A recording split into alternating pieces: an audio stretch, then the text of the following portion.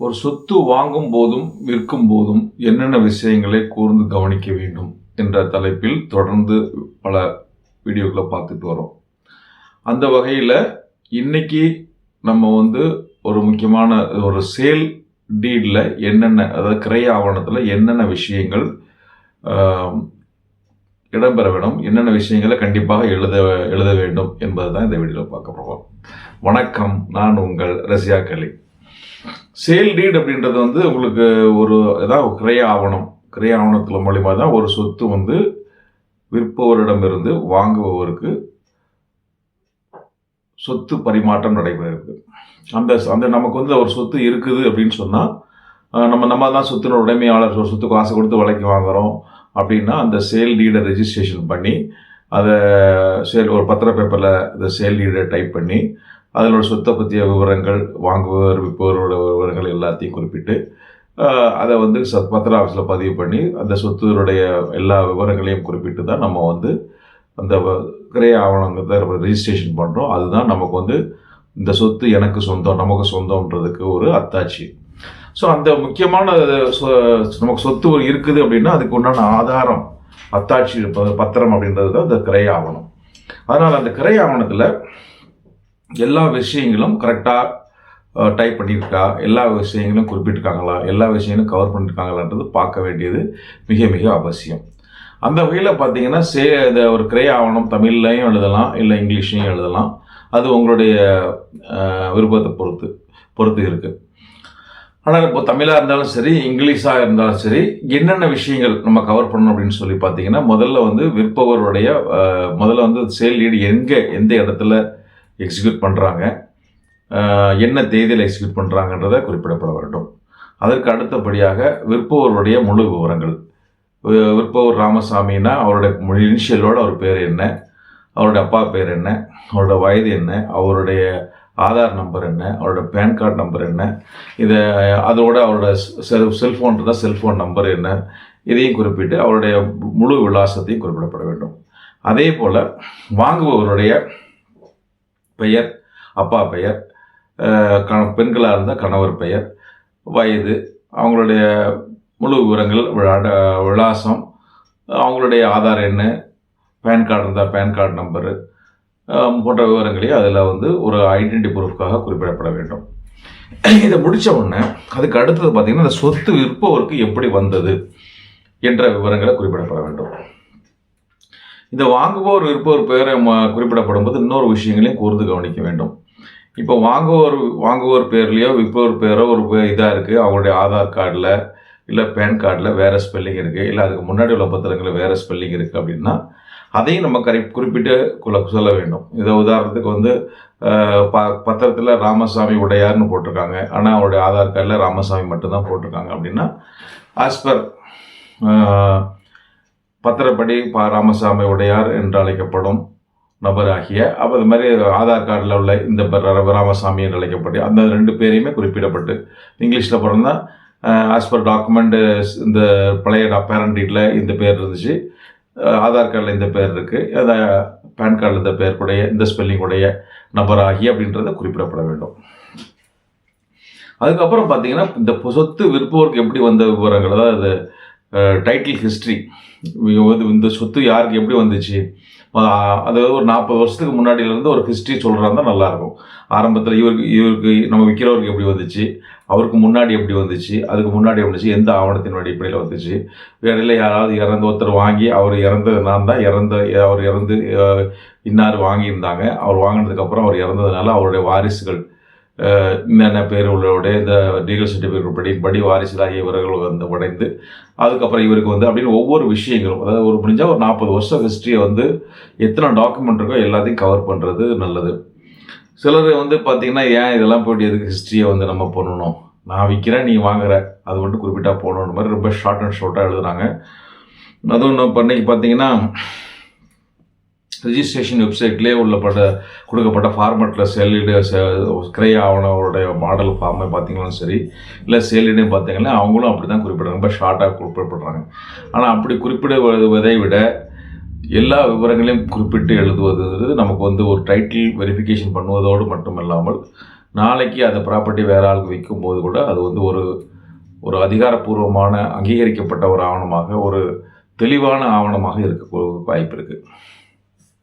அதுக்கப்புறம் அந்த அந்த பாவனத்தில் மேற்கொண்டு என்ன சொல்லணும்னா, அந்த புத்தகத்தில் மேற்கொண்டு எவ்வளோ விலைக்கு விற்கிறாங்க, அந்த பேமெண்ட் எப்படி பண்ணப்பட்டது, கேஷாக பேமெண்ட் பண்ணதா, எந்தெந்த பார்ட்டிகளுக்கு கொடுக்கப்பட்டது, யார் யார் பேருக்கு கொடுக்கப்பட்டது, ஒரு விற்பவர்கள் 5-6 பேர் இருந்தால் அந்த 5-6 பேருக்கும் எந்த செக் மூலிமா கொடுக்கப்பட்டது, இல்லை காசோலை மூலம் இது ஆர்டிஜிஎஸ் மூலிமா கொடுக்கப்பட்டது, ஆர்டிஜிஎஸ் மூலிமா கொடுக்கப்பட்டது, இந்த விவரங்களை எல்லாம் அதில் குறிப்பிடப்பட வேண்டும்.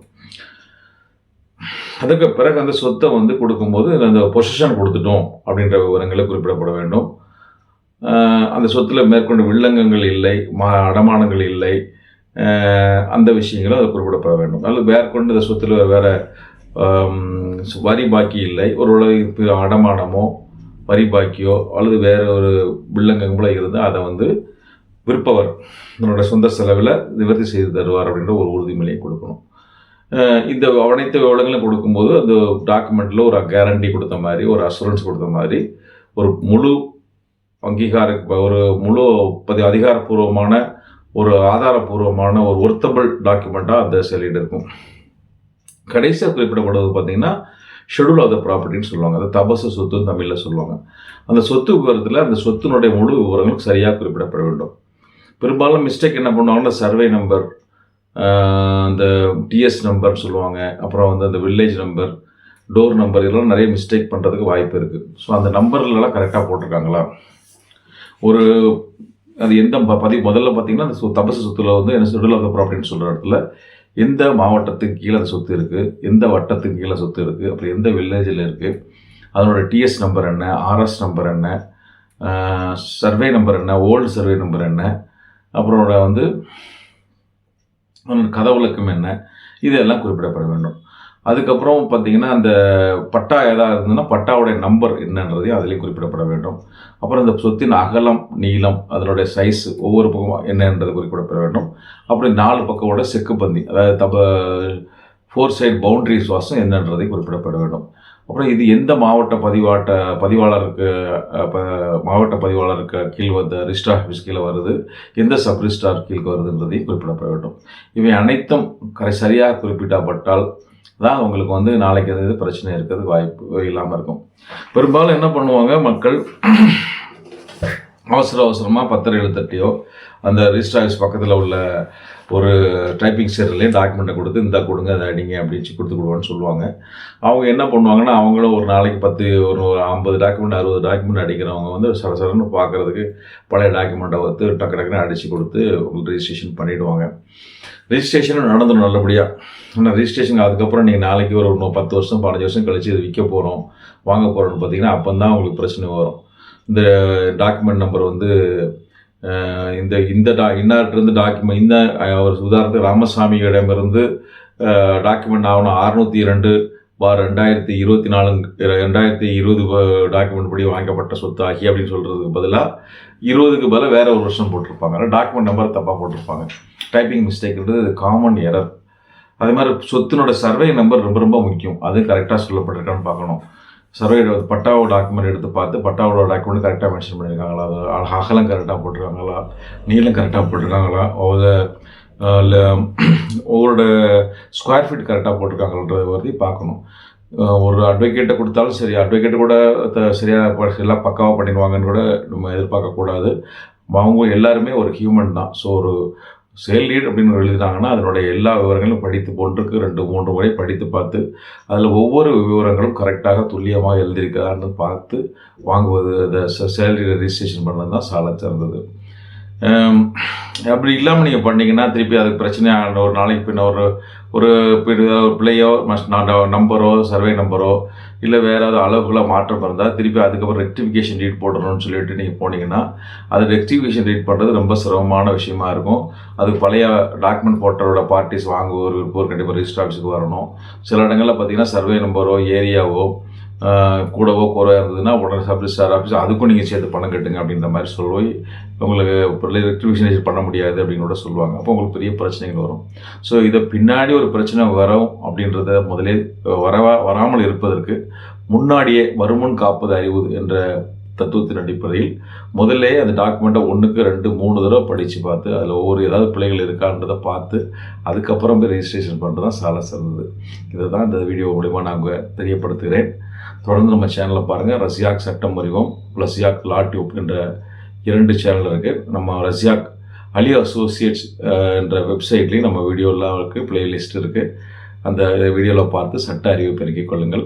அதையும் தாண்டி உங்களுக்கு தனிப்பட்ட முறையில் சந்தேகங்கள் ஏதாவது இருந்தால் இந்த நம்பரை கான்டாக்ட் பண்ணுங்கள். இஃப் டைம் ஸோ பர்மிட்ஸ் உங்களுக்கு தேவையான சட்ட ஆலோசனைகளை முடிந்தால் வழங்குகிறேன். தொடர்ந்து நம்ம சேனலில் பாருங்கள். அடுத்த நல்ல தலைப்புடன் உங்களிடம் வந்து சந்திக்கிறேன். அதுவரை உங்களிடமிருந்து விடைபெறுவது உங்களில் ஒருவன் ரசியாக் அலி. நன்றி, வணக்கம்.